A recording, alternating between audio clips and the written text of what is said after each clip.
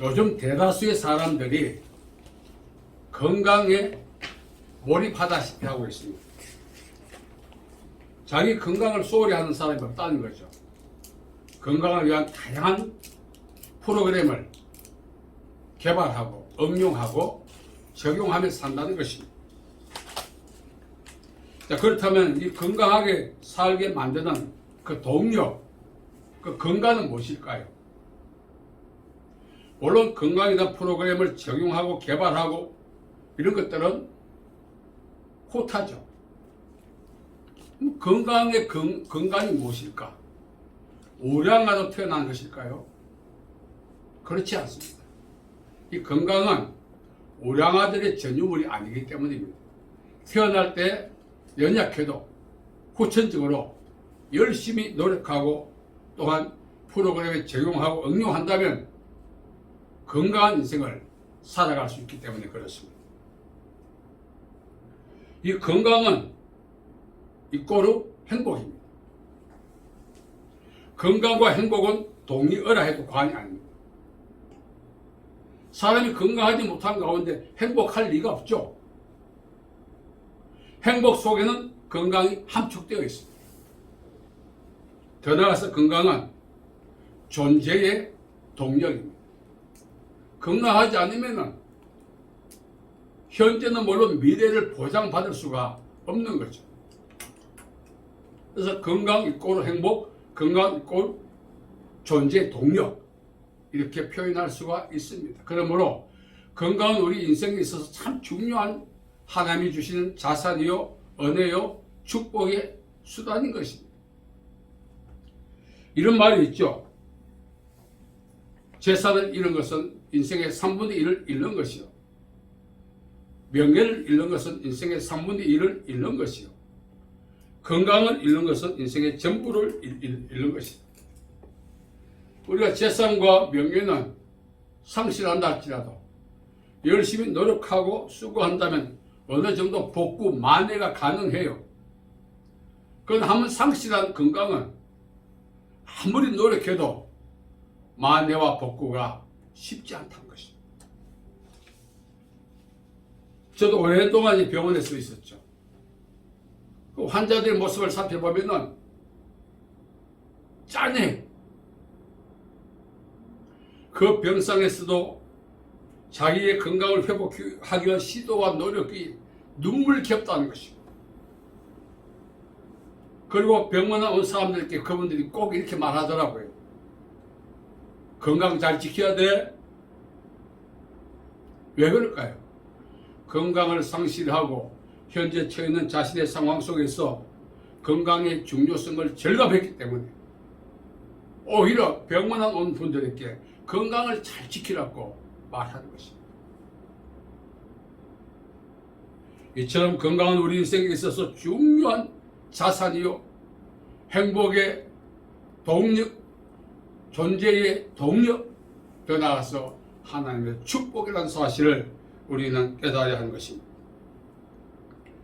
우리가 땅에 사는 날 동안 이 건강은 너무나 중요한 거죠. 건강 없는 내일과 건강 없는 미래는 의미가 없습니다. 병상에서 어떻게 내일과 미래를 계획하고 살아갈 수 있겠습니까? 건강은 우리에게 너무나 중요한 것입니다. 우리 중요한 것은 생리적 건강만이 중요하지 않습니다. 우리 인간은 영, 혼, 육, 전인적 존재입니다. 정서적으로도 건강해야 됩니다. 정서적으로 피폐하면은 인격 파탄, 인생 파탄이 오는 것입니다.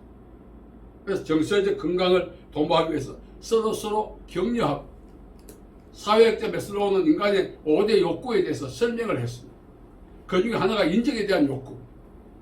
서로 인정하고 격려하고 칭찬하고 이러한 것들이 욕구 충족의 한 수단이기도 하겠지만 정서적 건강이 참 유익합니다. 지금 사회 소유나 각종 강력 사건의 배후에 보면은 그 범죄의 주 원인이 사람이지만 그 사람을 하여금 범죄를 유발하게 만든 것이 정서적 피폐입니다. 정서적으로 부실하니까 그러한 강력 사건의 주범으로 그렇게 낙인을 찍히게 된 것입니다. 또 우리는 영적으로 건강해야 됩니다. 예수께서 말씀하셨죠. 사랑하는 자의 내 영혼이 잘된 것 같이 내가 범사에 잘되고 건강하기를 내가 간구하다. 예수님이 우리에게 간절히 소망하고 기대하고 계신 것 중 하나가 우리의 영적인 건강입니다. 우리는 영혼이 건강해야 됩니다. 그렇다면 이 건강을 위해서 우리가 기본적인 것들이 있습니다. 바로 양식이죠. 생리적 건강을 위해서 우리가 무엇을 해야 돼? 음식을 잘 먹어야 됩니다. 물론 운동도 필요하고 취미활동도 필요합니다만 첫째는 생리적 건강한 음식이 바로 건강이 되는 것입니다. 두 번째는 서로 격려하고 서로 위로하는 정서적 양식을 많이 먹어야 됩니다. 어릴 때부터 칭찬받는 사람들은 사회 기여도가 높지만 어릴 때부터 부모에게 핀잔을 듣고 꾸중을 듣는 사람들은 사회 기여도가 약해요. 한국 문화 중에 하나가 잘못된 것이 뭡니까? 자녀 양육 중에 부모들이 아이를 칭찬하면 버릇이 나빠진다는 거예요. 그거 잘못된 말입니다. 오히려 나빠지는 것은 정서적으로 피폐하기 때문에 나빠지는 거죠. 칭찬과 격려는 정서적 양식을 풍성하게 만들어 사회 기여도 하나님에 대한 헌신지수를 높이게 되는 것입니다. 세 번째는 영혼이 건강해야 되는데 영혼의 양식이 무엇이죠? 하나님의 말씀이죠. 그래서 영혼이 건강해지려면 주야로 우리는 하나님의 말씀을 묵상해야 되는 것입니다. 여호와의 율법은 완전하게 영혼을 소생케 하고 여호와의 증거는 확실하게 우주단 자로 지혜롭게 하고 여호와의 교훈은 정직하게 마음을 기쁘게 하고 여호와의 계명을 순결하게 눈을 밝게 한다 했습니다. 하나님의 말씀을 주야로 묵상할 때 영혼이 건강해지는 것입니다. 만약 그렇게 하지 않으면 이 영혼이 도둑 맞습니다. 예수님께서 도둑이 오는 것은 도둑질하고 죽이고 멸망시킨다 했을 때 도둑은 세 가지가 있죠. 첫째는 거짓 선생이죠. 두 번째 이단이죠. 세 번째 마귀입니다. 이러한 것들이 마지막 종말에는 총 공세를 펴서 우리의 영혼을 난도질합니다. 이러한 적들의 공격에 우리가 굳건하게 맞서려면 영혼이 건강해야 됩니다. 영혼은 신앙의 덤이 아닙니다. 직분의 덤도 아닙니다. 사역의 덤도 아닙니다. 영혼의 건강은 하나님의 말씀을 주야로 묵상하는 자만이 누릴 수 있는 특권인 것입니다. 그래서 우리는 하나님의 말씀을 부지런히 묵상해야 되는 것입니다. 두 번째는 뜨겁게 기도해야 합니다. 요즘 이제 정부에서 각종 단체에서 심폐소생술을 하지 않습니까? 가끔 미디어를 통해서 보면은 갑자기 길 가다 쓰러진 사람을 심폐소생술을 통해서 되살리는 그런 내용들이 우리가 많이 경험하지 않습니까? 이 심폐소생술은 멎은 심장을 본래 상태로 되돌리는 것도 있겠지만 멎은 호흡을 회복시키는 것입니다. 자, 우리 기도가 중요한 이유가 무엇이죠? 기도를 영혼의 호흡이라고 하지 않습니까? 그러면서 우리는 기도하지 않습니다. 지식으로만 알고 있는 거예요. 호흡이 멎은 사람은 죽을 사람, 심정지. 호흡이 멎은 사람은 죽을 사람. 우리는 이미 오래전부터 영적 호흡이 멎어 있는 상태로 살아왔습니다. 살아있는 사람은 호흡을 하게 되어 있습니다. 생리적 호흡도 중요하죠. 그것이 존재의 동력이니까. 영적인 호흡도 중요해요. 내가 영적으로 살아있다는 것은 쉬지 말고 기도하라 하신 말씀에 의지해서 그 기도를 통해서 영적 호흡을 계속해서 우리가 되풀이하는 것입니다. 기도는 단순히 필요를 구하는 것이 아닙니다. 하나님의 계획과 도움을 구하는 것만이 아닙니다. 기도는 내가 영적으로 살아있음을 선포하고 증명하는 하나의 방법인 것입니다. 그러면 기도 없는 자는 그 하루가 뭐죠? 영적 호흡이 멎은 거죠. 우리가 사람의 심정지 상태 오면 골든타임 5분 안에 우리가 심폐소생술을 통해서 이렇게 시도해야 살아납니다. 우리는 5분이 뭡니까? 이미 기도를 멈춘 지가 오래됐어요. 그러고도 우리는 전혀 우리는 어떤 불편을 못 느끼고 살아가고 있습니다. 기도는 영적인 호흡인 것이고, 기도 없는 건 죽은 사람, 호흡이 없는 사람이 죽은 사람이 되지. 그래서 우리는 영적 호흡을 계속해야 합니다. 이 심폐소생술은 자신이 할 수 없어요. 타인이 합니다. 타인이. 그러나 영적 심폐소생술은 누가 하죠? 우리 자신이 해야 돼요. 기도를 회복하는 것이 영적 심폐소생술을 통해서 영적 호흡을 회복하는 것입니다. 이건 누가 대신해 줄 수가 없어요. 제가 농촌에 목회할 때 부인들만 교회 나오고 남편은 교회 나오지 않거든요. 그분들 만나면 이렇게 말해. 목사님, 우리 마누라 쳐 나갈 때 내가 그 발가락 잡고 갈랍니다. 우스갯소리 하는데. 믿음은 자신의 것입니다. 기도 역시 누구 것이죠? 자신의 것이죠. 행복한 인생을 보내야 되면 기도를, 지금 눈물로 흘리며 하는 기도는 미래에 웃고 살 수 있게 만드는 하나님의 은혜의 통로입니다. 그래서 우리는 영적 호흡을 게을리하지 않아야 됩니다. 건강한 사람과요, 병든 사람 두 사람 옆에서 우리가 신체적으로도 표시하지만, 얼굴에서 표시하지만, 우리가 직감하는 것 중 하나 호흡이에요. 건강한 사람 호흡이 정상인데, 병든 사람 호흡이 얼마나 가쁩니까? 들어보셨습니까? 제가 오랫동안 병원에 있다 보니까 여러 가지 경험을 했어요. 나름대로 체크리스트가 있고, 건강한 사람의 호흡과 병든 사람의 호흡, 맥박, 심장, 혈압, 체온 다 달라요. 그래서 우리가 영적으로 호흡이 멎어 있다는 것을 인정하고, 오늘부터 기도를 통해서 자가 심폐소생술을 통해서 영적 호흡을 회복하는, 그래서 하나님 옆에 건강한 인생을 사는 그 기회가 되시기를 바랍니다. 아멘. 세 번째는 찬양해야 됩니다. 건강한 사람과 약골 사이에 우리가 알 수 있는 건 뭐죠? 뭘 갖고 판단합니까? 생리적 현상 중에 하나, 근육이죠. 병들 사람은 피골이 상접하지만, 건강한 사람은 노인이 돼도 노인장을 과시하고 아령을 들고 역기를 들고 근육이 말이죠. 저도 노인을 보면서 나도 운동을 안 한 게 후회가 되더라고요. 노인 내가 80인데도 근육이 이래요. 우리 역시 영적 근육이 강해야 돼. 이 찬양은 우리 안에 생기를 불어넣고 영적 근육을 강화시키는 방법, 오늘 말씀에 보면 여호와를 기뻐하라, 이것이 너의 힘이다.